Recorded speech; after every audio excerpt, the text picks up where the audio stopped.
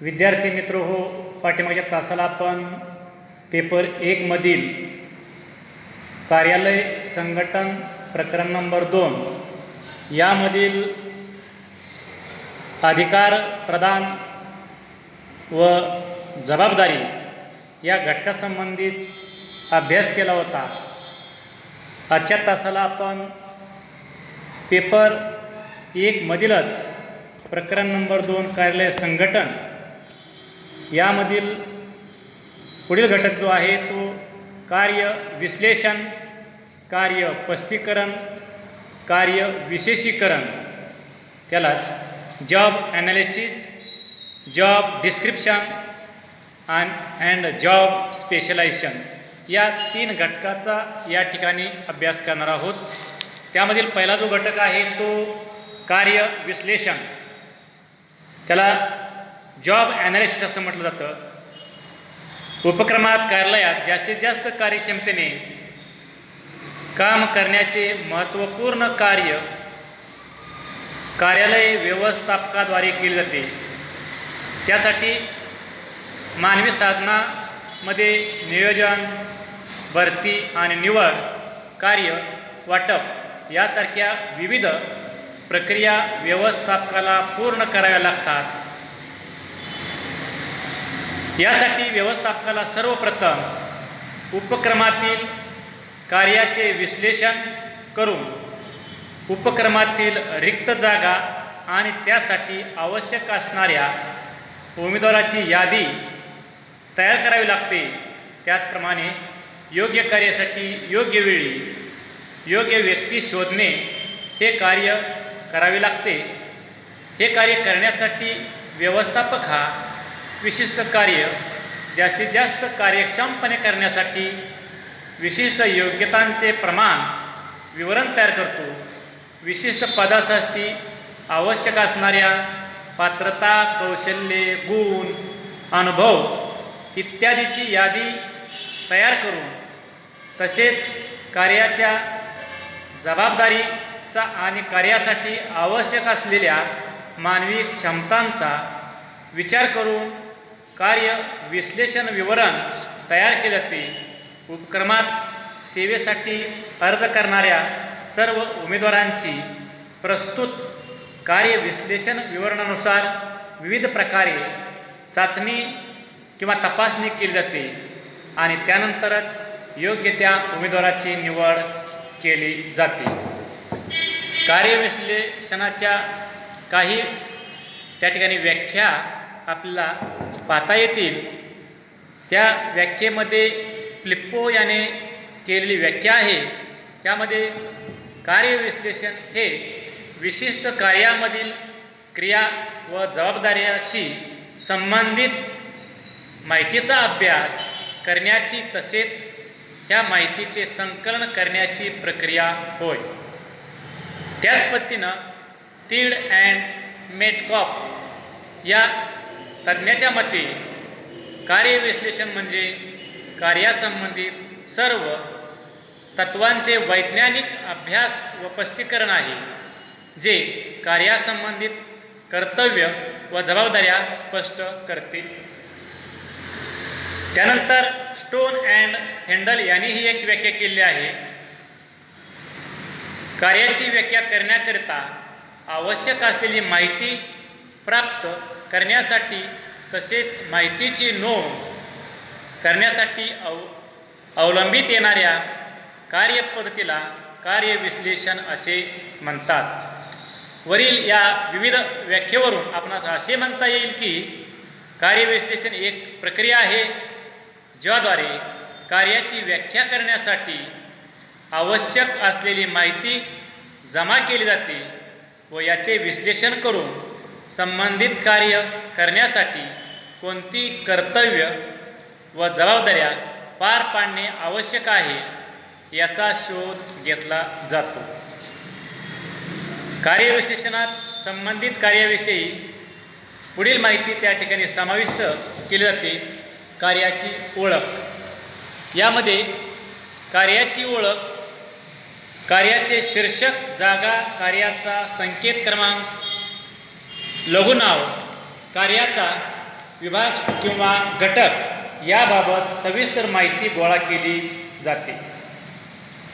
कामाचे वाटप करताना तिचा उपयोग केला जातो. त्यामधील दुसरा जो घटक आहे, कार्यासाठी आवश्यक असणारी वैशिष्ट्ये, म्हणजेच विशिष्ट कार्याच्या पूर्ततेसाठी आवश्यक असणाऱ्या वैशिष्ट्यांचे निश्चिती करताना कार्याचे स्थळ, शारीरिक बैठक, पर्यवेक्षण, भौगोलिक स्थिती, अपघाताची शक्यता आणि संभाव्य धोके याबाबत संपूर्ण माहिती संकलित किंवा एकत्रित केली जाते. त्यानंतर पुढचा जो घटक आहे, विशिष्ट कर्मचाऱ्यांची कार्ये ठरविणे. विशिष्ट कर्मचाऱ्यांची कार्ये ठरविण्यासाठी विशिष्ट प्रक्रिया पूर्ण करावयाची उद्दिष्टे याबाबत संपूर्ण माहिती गोळा करून संबंधित विशिष्ट कर्मचारी उपक्रमातील कोणती कार्ये करणार आहेत हे निश्चित केले जाते. यात कामाचा वेळ, कामाचे महत्त्व, त्यातील सुलभता, सोपेपणा, सरळता किंवा कठीणता, कर्मचाऱ्यांच्या इतरांच्या कार्याप्रती असणाऱ्या जबाबदाऱ्या इत्यादी माहिती विश्लेषित केली जाते. त्यानंतर पुढील घटक आहे कार्य कर्तव्य. उपक्रमातील प्रत्येक कार्याची वारंवारता आणि तंतोतंतपणा इत्यादी बाबत कर्मचाऱ्याची कर्तव्ये यात निश्चित केली जातात. त्यामुळे प्रत्येक कर्मचाऱ्याची जबाबदारी देखील निश्चित करता येते. त्यानंतरचा पुढील घटक आहे विश्लेषणामधील सामग्री आणि उपकरणांचा उपयोग. उपक्रमातील विशिष्ट कामे विशिष्ट पद्धतीने आणि विशिष्ट वेळात पूर्ण करण्यासाठी कर्मचाऱ्यांना कोणती सामग्री आणि उपकरणे आवश्यक आहेत हे सुद्धा ठरवणे आवश्यक आहे. विविध उपकरणे आणि सामग्रीची विश्लेषित माहिती ती दिली जाते. चांगल्या सामग्रीची आणि उपकरणांचा उपयोग करूनच कर्मचारी हे उपक्रमाची उत्पादकता वाढवू शकतात. त्यानंतर पुढील जे घटक आहे कार्यपद्धती. उपक्रमातील संपूर्ण कार्यपद्धती कार्यक्षम, सुसंगत आणि समन्वयित असली पाहिजे. त्यासाठी कर्मचाऱ्यांना कार्याबाबत संपूर्ण माहिती दिली जाते. कामाची हाताळणी, त्यातील चढउतार, स्वच्छता, धुलाई, भरणी, रिकामी करणे, हलविणे, चालविणे, खाली बसणे इत्यादी क्रियाबाबत अत्यंत सूक्ष्म परीक्षण करून उपक्रमातील कार्य पद्धतीची सविस्तर माहिती कर्मचाऱ्याला दिली जाते. त्यानंतर पुढील जो घटक आहे तो आवश्यक व्यक्तिगत गुण. कर्मचाऱ्याला आवश्यक असणारा अनुभव, प्रशिक्षण, शिकाऊ उमेदवारी, शारीरिक क्षमता, समन्वय, शारीरिक क्षमतेची मागणी, मानसिक क्षमता, त्याचबरोबर बुद्धिमत्ता, सामाजिक कौशल्य इत्यादी सविस्तर माहिती आवश्यक असते. कर्मचाऱ्यामध्ये हे गुण किती प्रमाणात आहे यावर त्यांची उपक्रमासाठी असणारी उपयुक्तता निश्चित होते. तसेच कर्मचाऱ्याची उपयुक्तता वाढविण्यासाठी त्यांच्यातील अशा गुणांमध्ये वाढ होईल अशा वातावरणाचीही निर्मिती केली जाते. त्यानंतर कार्यसंबंध. उपक्रमातील कर्मचाऱ्याचे कार्याशी असणारे जे संबंध आहेत यावर उपक्रमाची उत्पादकता अवलंबून असते. काम करणे आणि मन लावून काम करणे यात फार फरक असतो. मन लावून केलेल्या कामाची गुणवत्ता, कामाचे प्रमाण, येणारा खर्च, होणारा अपव्यय, कार्याचे मिळणारे समाधान या सर्वच बाबी उपक्रमाच्या दृष्टीने अनुकूल असतात. म्हणून कर्मचाऱ्यासाठी उपलब्ध असणाऱ्या विकासाच्या संधी बढतीच्या संधी, त्याची पद्धती, सहकार्याची आवश्यकता इत्यादीचा सविस्तर त्या ठिकाणी माहिती दिली जाते. त्यानंतर कार्यविषयासंबंधी माहिती गोळा करण्यासाठी त्यामध्ये मुलाखत, प्रत्यक्ष निरीक्षण, अभिलेख, प्रश्नावली, विशिष्ट तंत्रे याचा उपयोग केला जातो. या तंत्राचा उपयोग व्यक्तिगत आणि सामूहिक करता येतो. अशा पद्धतीनं कार्यविश्लेषणामध्ये समाविष्ट असणारे घटक याचा आपण माहितीचा भाग पाहिला. त्यानंतर कार्यविश्लेषणाचे महत्त्व काय आहे, यामध्ये प्रामुख्याने संपूर्ण कार्यविश्लेषण अहवाल या संघटनेच्या विविध कार्यासाठी अत्यंत असा महत्त्वपूर्ण समजला जातो. म्हणून खालील घटकाच्या आधारे कार्यविश्लेषणाचे महत्त्व अधिक स्पष्ट होईल. यामध्ये एक, कार्यविश्लेषण हे कर्मचाऱ्यांच्या नियुक्तीसाठी प्रत्येक बाबतीत सहाय्यक ठरते.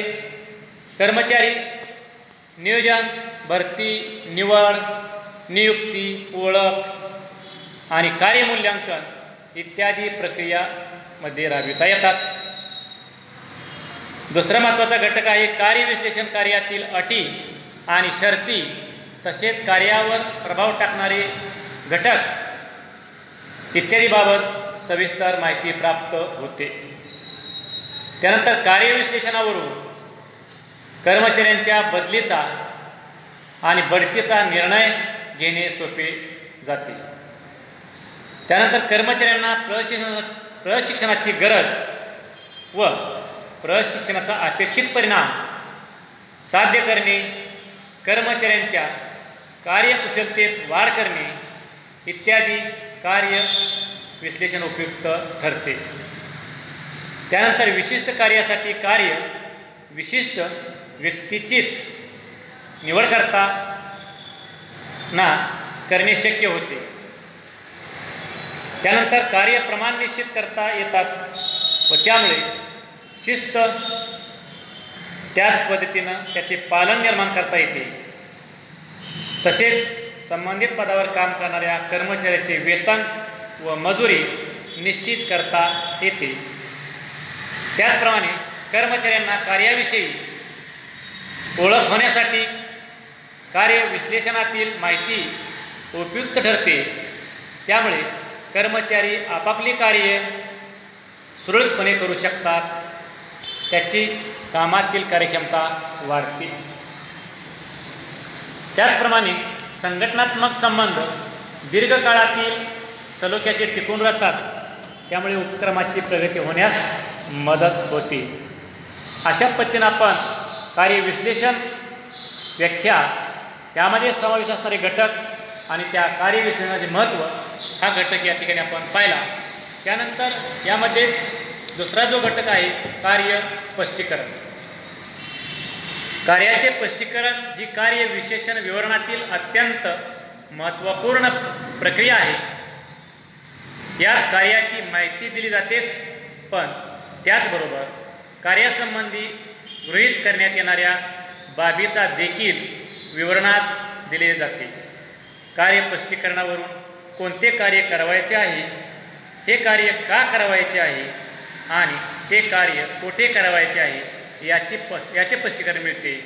कार्य स्पष्टीकरणाची व्याख्या आपल्याला पुढील प्रमाणे सांगता येईल. त्यामध्ये पहिली व्याख्या आहे कार्य स्पष्टीकरण म्हणजे कार्य विशेषणातून मिळालेल्या माहितीचे कार्यासंबंधित असणारे एक लिखित विवरण होय.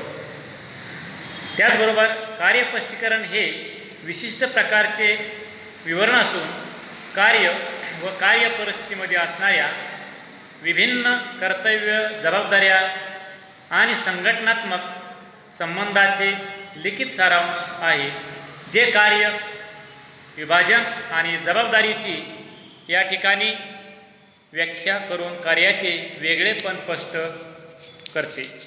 वरील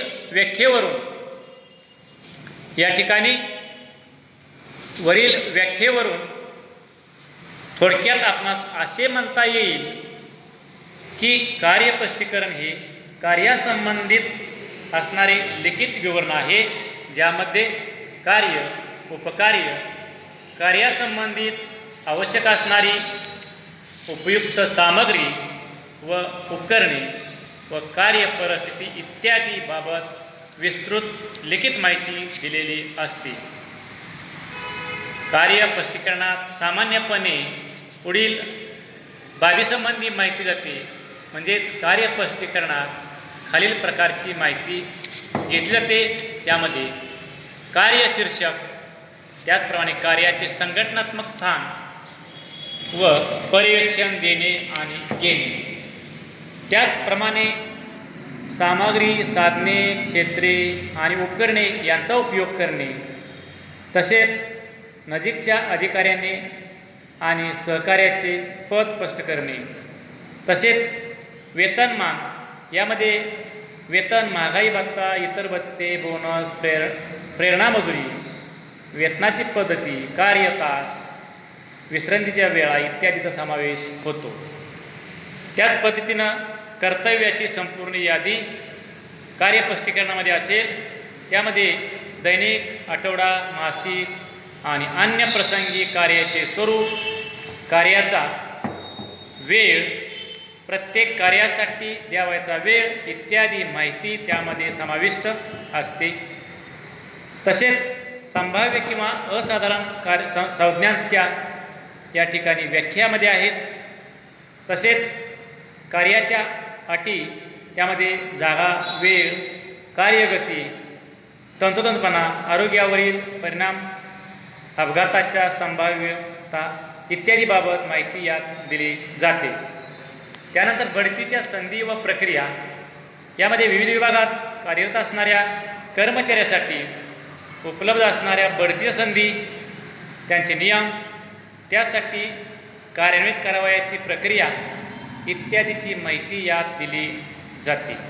अशा पद्धतीनं कार्य स्पष्टीकरण, अर्थ, व्याख्या आणि त्यामध्ये समावेश असणारे घटक या बाबीचा आपण अभ्यास केला.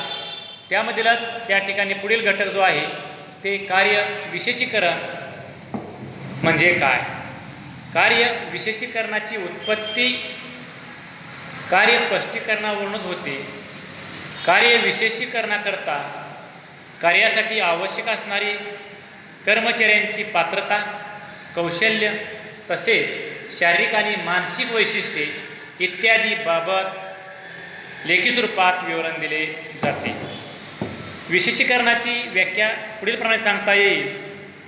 यामध्ये उपक्रमातील कार्य पार पाडण्यासाठी कर्मचाऱ्यामध्ये असलेल्या शारीरिक, मानसिक, भावनिक आणि वर्तणूकविषयक गुणासंबंधित विवरणाला कार्य विशेषीकरण असे म्हणतात. जॉर्ज टेरी यांनी ही व्याख्या मांडली आहे. त्यानंतर दुसरी जी व्याख्या आहे, विशिष्ट प्रकारची कार्य पूर्ण करण्यासाठी कर्मचाऱ्यामध्ये कोणकोणती कौशल्य, गुण, योग्यता, ज्ञान, अनुभव असणे गरजेचे आहे याबाबतचे विवरण कार्य विशेषीकरण होय. कार्य विशेषीकरणामध्ये विवरण तयार करण्यासाठी पुढील माहिती त्या ठिकाणी एकत्रित किंवा संकलित केली जाते. त्यामध्ये कार्यविवरणामध्ये, विशेषीकरणामध्ये त्यामध्ये एक आहे शारीरिक वैशिष्ट्य. उंची, वजन, छाती, दृष्टी, ऐकण्याची क्षमता, वजन उचलण्याची क्षमता, वजन वाहून नेण्याची क्षमता, आरोग्य, वय, विविध यंत्रे, सामुग्री आणि उपकरणे हाताळण्याची क्षमता इत्यादी बाबत माहिती यात गोळा केली जाते. कर्मचारी हे शारीरिकदृष्ट्या सदृढ असणे आवश्यक असते, कारण शारीरिकदृष्ट्या सदृढ असणारे कर्मचारीच उपक्रमातील विविध आव्हाने समर्थपणे पेलू शकतात. अर्थातच उपक्रमात त्याची काळजी घ्यावी लागते. त्यामधील दुसरा त्या ठिकाणी घटक आहे मानसिक वैशिष्ट्ये. यामध्ये प्रामुख्याने कोणतीही बाब सादर करण्याची क्षमता, गणितीय क्षमता, माहिती सादरीकरण, माहितीचे विवरण, विद्युत शब्दांचे वाचन, योजना तयार करण्याची क्षमता, वाचन क्षमता, विज्ञान क्षमता, निष्कर्ष काढण्याची क्षमता, एकाग्रता, विविध घटकांची हाताळणी, सामान्य ज्ञान, स्मृती इत्यादी घटकाबाबत यात माहिती गोळा केली जाते. त्यामध्येच पुढील कार्यविशेषणामधील घटक आहे तो म्हणजे भावनिक आणि सामाजिक वैशिष्ट्ये. व्यवस्थापक, निरीक्षक आणि फोरमन यांच्या पदासाठी भावनिक आणि सामाजिक वैशिष्ट्ये अधिक महत्त्वपूर्ण असतात. भावनिक स्थिरता, लवचिकता, सामाजिक जबाबदारी जाणीव, मानवी संबंधाची जाणीव, व्यक्तिगत राहणी, पोशाख, चालण्या बोलण्याची सवय इत्यादी बाबत यात माहिती गोळा केली जाते. त्यानंतर कार्यविशेषणामधील शेवटचा जो घटक आहे ती वर्तणुकीची वैशिष्ट्ये. संघटनेतील वरच्या स्तरातील पदावर कर्मचाऱ्यांना नियुक्त करण्यासाठी त्यांच्या वर्तणुकीची वैशिष्ट्ये महत्त्वपूर्ण ठरतात. व्यवस्थापकाच्या निर्णयाची क्षमता, संशोधन, नवीन कार्य करण्याची उमेद, शिकविण्याची क्षमता, परिपक्वता, आत्मविश्वास, प्रभाव, अनुभव, इतरांना आदेश देण्याची क्षमता, कार्य विशेषीकरण इत्यादी विविध बाबींची माहिती यात जमा केली जाते. अशा पद्धतीनं कार्यविशेषणाची आपण माहिती घेतली. म्हणजेच आजच्या तासाला आपण कार्यविश्लेषण हा घटक पाहिला, त्याच पद्धतीनं कार्याचं स्पष्टीकरण याही घटकाची माहिती घेतली आणि त्याचबरोबर कार्यविशेषीकरण याही घटकाचा या ठिकाणी अभ्यास केला. धन्यवाद.